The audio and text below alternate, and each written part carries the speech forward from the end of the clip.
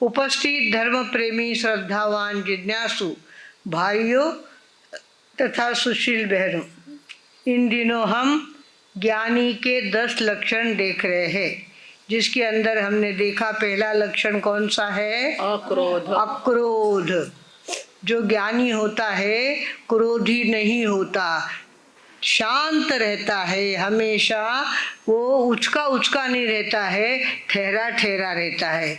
हमारे आचार्य भगवान ऐसे, कभी सुना आपने कि आचार्य भगवान ने किसी से झगड़ा किया, किसी से गरम बात करी? कभी नहीं। तो ज्ञानी होता है वो अक्रोधी होता है।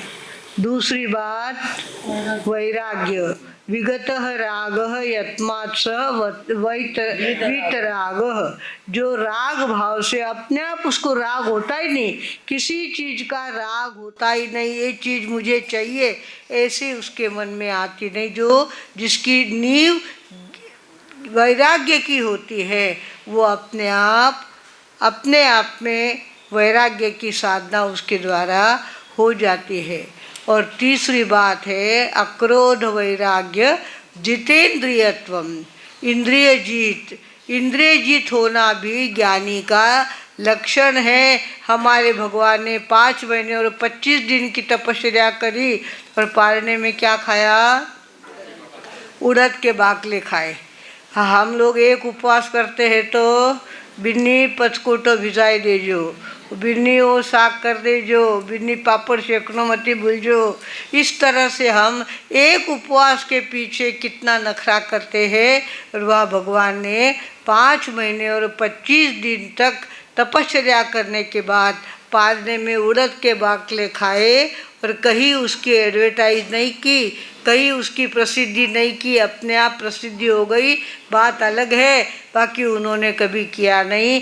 हमारे संत कबीर ने कहा है, अली मतंग अली पतंग भुज भीम रस, एक एक रस आज, कबीरा उनकी क्या गति, जाको व्यापत पाज।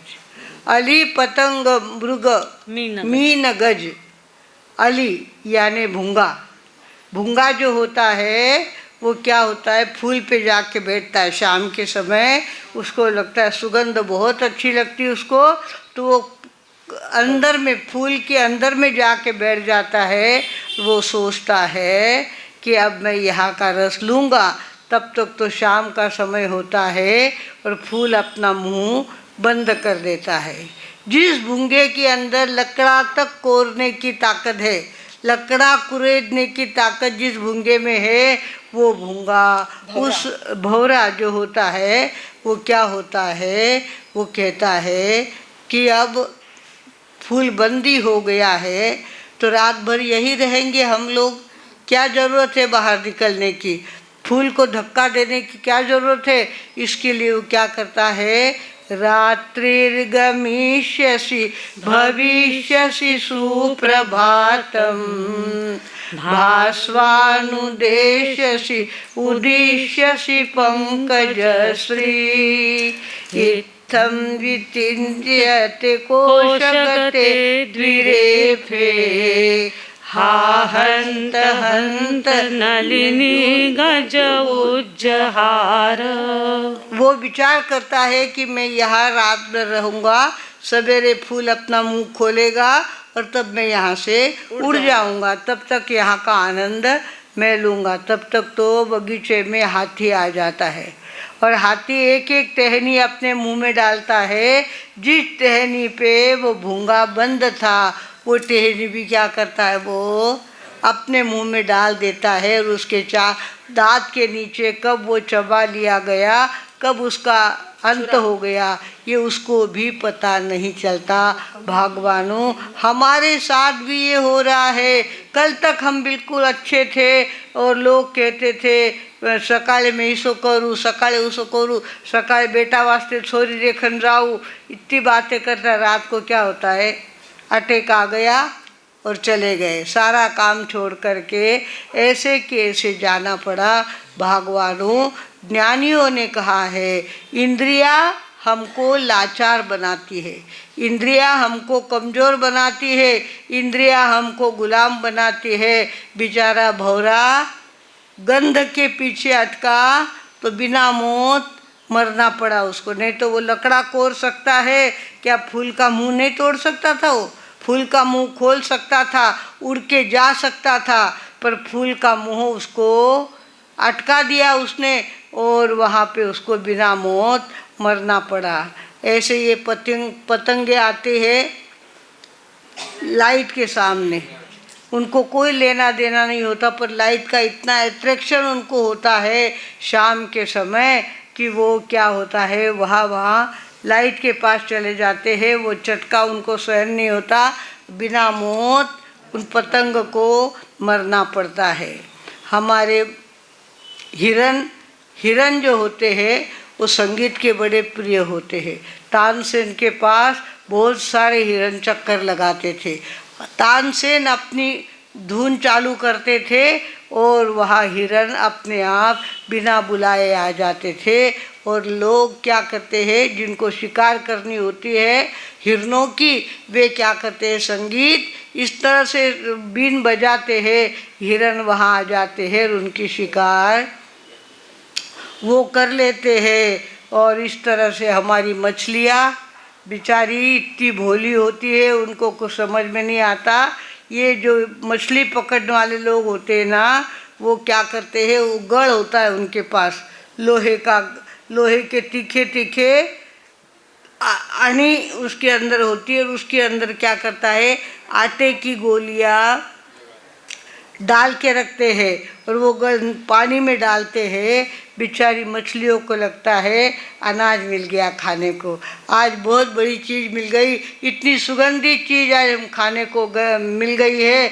वो क्या करते हैं, वो आटा खाने जाते हैं, उसका जो अंदर का तीखा नोक होता है लोहे का, वो उनके तालू में अटक जाता है, तालू में अटक जाता है। और ऐसी मछलियाँ सारी उस गढ़ को अटक जाती है। और देखते देखते इतनी मछलियों के प्राण खाली किसके कारण से, रसनेंद्रिय के कारण, रसनेंद्रिय के कारण इतनी सारी मछलियाँ अपना प्राण गंवा देती है। भगवानों, हाथी स्पर्श का बहुत भूखा होता है, स्पर्श इंद्रिय के पीछे पागल होता है वो। और ये सर्कस में काम कराने वाले लोग होते हैं ना, हाथी को पकड़ने के लिए जाते हैं तो जंगल में क्या करते हैं, बहुत बड़ा गड्ढा कर देते हैं, गड्ढे के ऊपर घास डाल देते हैं, घास डाल देते हैं और ऊपर वहाँ पे एक मरी हुई हथनी जिसके अंदर भूसा भरा हुआ है, ऐसी हल्की हल्की हथनी क्या करते हैं, उस गवत पे रख देते हैं। बेचारा हाथी अपने समय हो गया ये सोच करके जंगल का फटका मारने के लिए निकलता है, जंगल में घूमने के लिए निकलता है। दूर से उसको क्या दिखती है, हथनी दिखती है और एकदम पागल हो जाता है, वो दौड़ता हुआ जाता है। कहाँ, हथनी के पास दौड़ता हुआ जाता है। नीचे तो गड्ढा है और गड्ढे के ऊपर हल्का फुल्का घास है और तो कुछ है नहीं। इतनी वजनदार हथनी, वो इतना वजनदार हाथी क्या होता है, उस गड्ढे में गिर जाता है। उसको चढ़ना तो आता ही नहीं है, चढ़ तो सकता ही नहीं वो, और उस गड्ढे में गिर जाता है। फिर वे सर्कस इसके लिए हमको जैनियों को सर्कस नहीं देखनी चाहिए। सर्कस देखने में बहुत ज़्यादा पाप होता है। उन लोगों को इतना सताया जाता है, ट्रेन किया जाता है, भूखा रखा जाता है। उस हाथी को भूखा प्यासा उस गड्ढे में पड़ा रहना पड़ता है। 7 दिन 8 दिन 10 दिन उसको वही रखते हैं।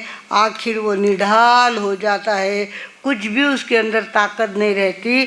तब चारों तरफ से डोरियां बांधकर उसको खींच के निकालते हैं। उसके बाद उसको खिलाते पिलाते हैं और सर्कस में काम उनके द्वारा करवाते हैं। भगवानों, इस तरह से एक एक इंद्रिय के पीछे पागल लोगों की ये हालत है, तो हमारे साथ कितनी इंद्रियां हैं, कान भी है, आँख भी है, नाक भी है, जीभ भी है, स्पर्श भी है, सारी इंद्रियां हमारे पास है। और हमको तो रोज़ खाना खाते हैं, रोज़ खाना खाते हैं, फिर भी जद थाल परोसो आवे, आई इंद्रिया खावे, हो जब थाल परोसो आवे, आज भली लपका खावे, कई ने माल मसाला भावे, आ गरम नरम चटकावे, कई ने लाज शर्म नहीं आवे, जिनवरी शान गवावे, पखीरी याद दिलावे तो ओ जीव मांदो पड़ जावे रे, ओ जीव मांदो पड़ जावे रे, ओ जीव भोलो बन जावे रे, ओ जीव गेलो बन जावे। जद मोहरी बाता निकले, तब जीव घणो ओ पिघड़े, हो जद मोहरी बाता निकले, तब जीव घणो ओ पिघड़े, कोई त्याग धर्म समझावे, उपवास याद दिलावे तो जीव मांदो पड़ जावे रे, ओ जीव मांदो पड़ जावे रे, ओ जीव भोलो बन जावे रे, ओ जीव गेलो बन जावे। हम लोग रोज रोज इंद्रियों के पीछे अटकते जा रहे हैं। आखिर ये जन्म पूरा होने वाला है। एक दिन आखिरी का दिन आने वाला है, और जैसे कर्म करेंगे वैसा ठिकाना अगला मिलने वाला है। हमको ध्यान में रखना है। आठम पक्षी, बीज, पाचम, आठम, 14 और पक्षी, इन 5 दिनों में अपने आप को इतना सावचेत बना ले, उस दिन फटाक से अम्बिल पचक ले, उपवास पचक ले, कुछ न कुछ साधना करे, ताकि हमारी आगे का रिजर्वेशन हमारा अच्छा हो। जो तिथियों के दिनों में भी गलत काम करते हैं उनकी गति बिगड़ जाती है, और अगला जन्म उनको गलत स्थान में लेना पड़ता है। भगवानों, हमारी यहाँ परंपरा इतनी सुंदर है। साधु संतों ने अभ्यास करना और आपके सामने परोसना, और आपने नीचे बैठ कर के सारी बातें सुनना। उसके साथ साथ समय आने पर अगर मौका आ गया तो साधु को क्या करना पड़ता है, भिक्षा के लिए, गोचरी के लिए जाना पड़ता है। तू नीचे बैठा था, ऊपर बैठा था, अब नीचे उतर, और रोटी के लिए अपने हाथ ऐसे कर दे, तेरे अंदर जो डालेगा वही तुझे खाना पड़ेगा, वही तुझे आहार लेना पड़ेगा। पाप उसका अहंकार कम कर देते। हमारे केवल मुनि जी महाराज साहब होके गए हैं, अभी अभी उनका स्वर्गवास हुआ है। वे बहुत सुंदर गीत बनाते थे। तो हमारी बहनें क्या करती है, स्थानक में आ जाती है, सामयिक ले लेती है, पर सामयिक लेते लेते ही बातें शुरू कर देती है। सामयिक कहा कि वो ध्यान की साधना होती है। ध्यान का मतलब सामयिक जैसे ही ली, पहले मौन धारण कर लो और फिर वर्तमान में टिकने की बात करो। वर्तमान की सामयिक, भूतकाल का प्रतिक्रमण और भविष्य काल के पचकान। तो हमको चाहिए वर्तमान में टिकने की आदत सामयिक के माध्यम से लगानी चाहिए।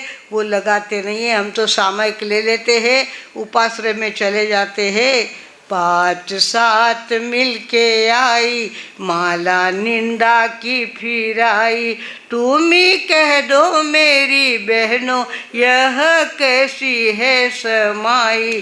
5 7 मिलके आई, माला निंदा की फिर आई, तुम ही कह दो मेरी बहनों यह कैसी है समाई। 5 7 मिलके आई, राजी बाई, रतनी बाई, दो दाखी सकरी बाई, दाखी सकरी बाई, दोपहरी में या संध्या में स्थानक में सब आई, स्थानक में सब आई। अब बातों की झड़ी लगाई, इसकी उसकी करी बुराई। तुम ही कह दो मेरी बहनों, यह कैसी है समाई, 5-7 मिलके आई। एक कहे ओ प्रेम भुआ जी, कल क्यों हुई लड़ाई, कल क्यों हुई लड़ाई। मजा बड़ा ही आया होगा, पर मैं नहीं आने पाई, मैं नहीं आने पाई। आए कमला घर जवाई, गाली गाने को बुलाई। आए कमला घर जवाई, गाली गाने को बुलाई। तुम ही कह दो मेरी बहनों, यह कैसी है समाई, 5-7 मिलके आई। सास बहू का घर बाहर का गीत सभी का गाया, गीत सभी का गाया। साधु सतिया कोई बची नहीं, सबका नंबर आया, सबका नंबर आया। नमक मिर्ची खूब लगाई, इसकी उसकी करी बुराई। नमक मिर्ची खूब लगाई, इसके उसके करी। तुम ही कह दो मेरी बहनों, यह कैसी है समाई, 5-7 मिलके आई। माला निंदा की फिराई, तुम ही कह दो मेरी बहनों, यह कैसी है समाई, 5-7 मिलके आई। केवल कितनी सामायिक की इसका ध्यान है रखती, इसका ध्यान है रखती।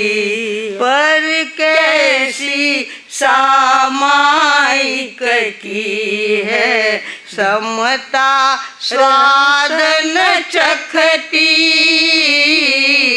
समता स्वाद न चखती।